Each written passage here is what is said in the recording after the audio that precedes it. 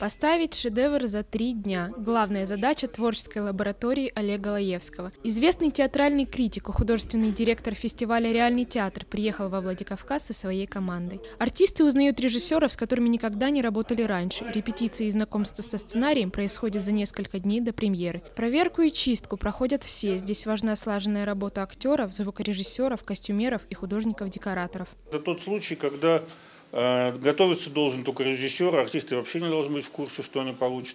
Вот этот стресс, вот эта мобилизация сил и есть суть лаборатории. Она дает возможность всем раскрыться, потому что у тебя нет другого выхода. И так устроена лаборатория, что первый день артист бурчит, второй день он понимает, что послезавтра премьера. И уже не бурчит, уже начинает работать, потому что придут люди, и ты должен все равно хорошо показаться. Молодые режиссеры лаборатории Дмитрий Егоров, Георгий Цнабеладзе и Павел Зобнин представят в Русском драматическом театре 3 спектакля: «Бесконечный апрель», «Трудные люди» и «Метод Грёнхольма».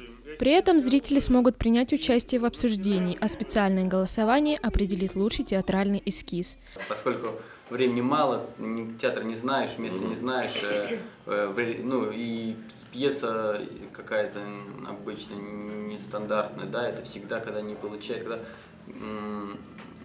все против, и надо с этим справиться. Каждый раз вызов, каждый раз стресс, каждый раз какое-то нервное напряжение. Я человек азартный очень. Каждый раз, когда я приезжаю, думаю, господи, зачем я это вписался, но без этого уже тяжело. Почему интересна всегда лаборатория? Потому что нет времени рассидеться. Тебе на самом деле очень полезен режиссерский тренинг, очень быстро сориентироваться в пространстве. Творческие лаборатории Лаевского уже более 10 лет проходят по всей стране. За это время эскизы спектаклей увидели зрители свыше 60 театров России. Залина Губурова, Александра Ларионова, Михаил Безуглов, Осетия ТВ.